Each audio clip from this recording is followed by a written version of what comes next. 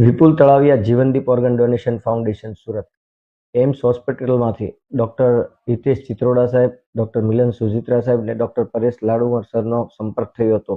એઓએ કહ્યું કે અમારે ત્યાં બ્રેઇન પેશન્ટ છે, આપ આવો અને સમજાવો તો આ દર્દીઓના અંગદાન થઈ શકે એવું છે.